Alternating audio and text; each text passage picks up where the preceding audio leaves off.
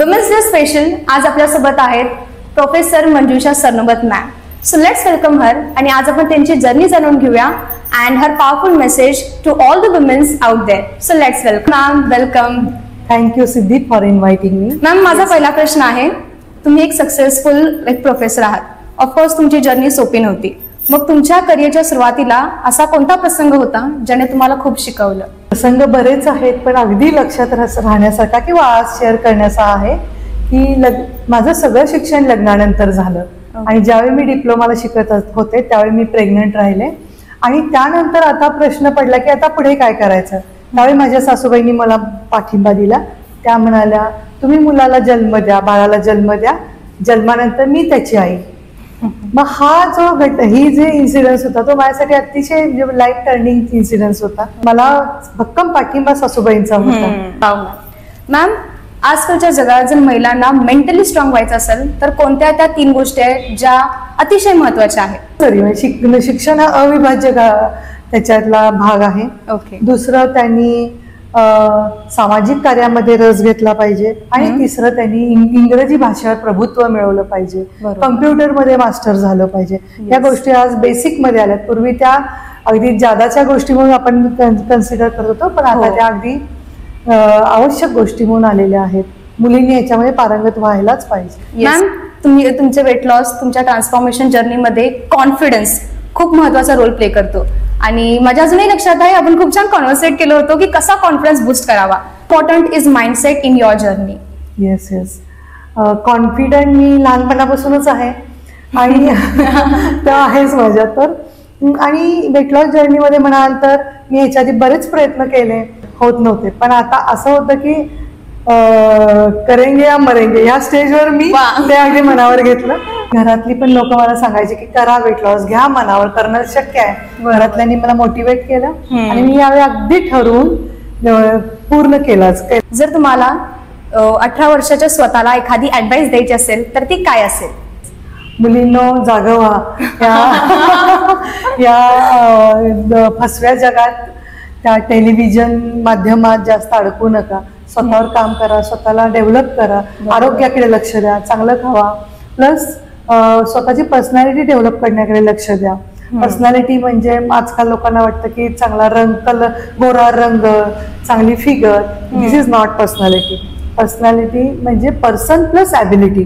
Person काय आहे तर तुमची ॲबिलिटी काय, तर तुमची ॲबिलिटी वाढवा, कौशल्य आत्मसात करून हे सगळं करणं शक्य आहे. स्वतःच्या पायावर उभं राहावं आणि हे करणं शक्य आहे. फक्त आपला फोकस जो आज डिस्टर्ब झालेला आहे तो योग्य दिशेला वळवला पाहिजे आणि त्याच्यावर काम केलं पाहिजे.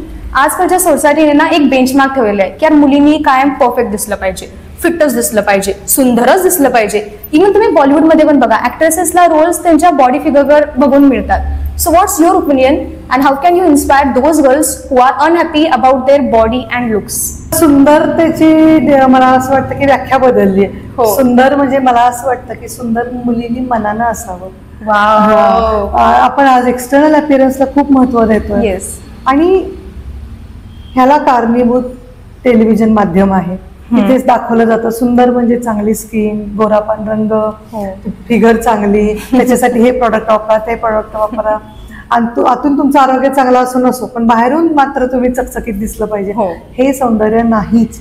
सौंदर्य म्हणजे आंतरिक सौंदर्य जेव्हा तुमच्याकडे असेल तेव्हा तो ग्लो, तो आत्मविश्वास ऑटोमॅटिक तुमच्या चेहऱ्यावर आणि तुमच्या डोळ्यांमध्ये उतरेल आणि ते खरं सौंदर्य आहे. खरं.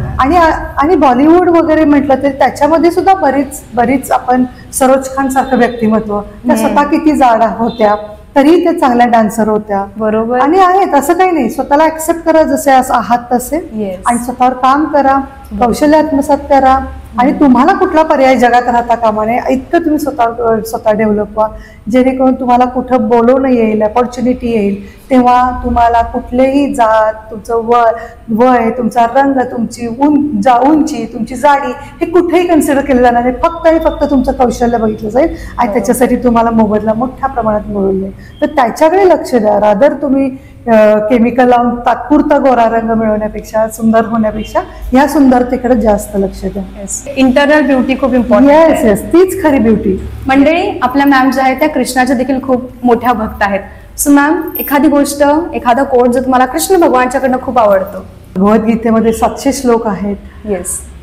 माझ्या सगळ्यातनंच प्रत्येक श्लोकामधून शिकण्यासारखं आहे. पण मी एका गोष्टीवर भरोसा ठेवते किंवा मी जो फॉलो करते ते कर्मण्येवाधिकारस्ते मा फलेषु कदाचन. हा जो श्लोक आहे भगवानांनी सांगितलेला अर्जुनाला, तो आजही आपल्याला लागू होतो. आपण चांगलं कर्म करा आणि फळाची चिंता करू नका. फळ हे मिळणारच आहे. येस. फळ मिळायला कदाचित वेळ लागेल, कदाचित लवकर मिळेल, पण फळ हे मिळणारच आहे. त्याच्यासाठी आपण भगवंतावर श्रद्धा ठेवली पाहिजे. आणि आपल्या हातात काय दिलेलं आहे? फक्त कर्म करणं. आणि ते आपण अगदी जबाबदारीने केलं पाहिजे कर्म. मॅम, तुमचा एखादा फेवरेट कोट जो तुम्हाला ऑल टाइम इन्स्पायर करतो? When I asked God for flowers, He gave me rain.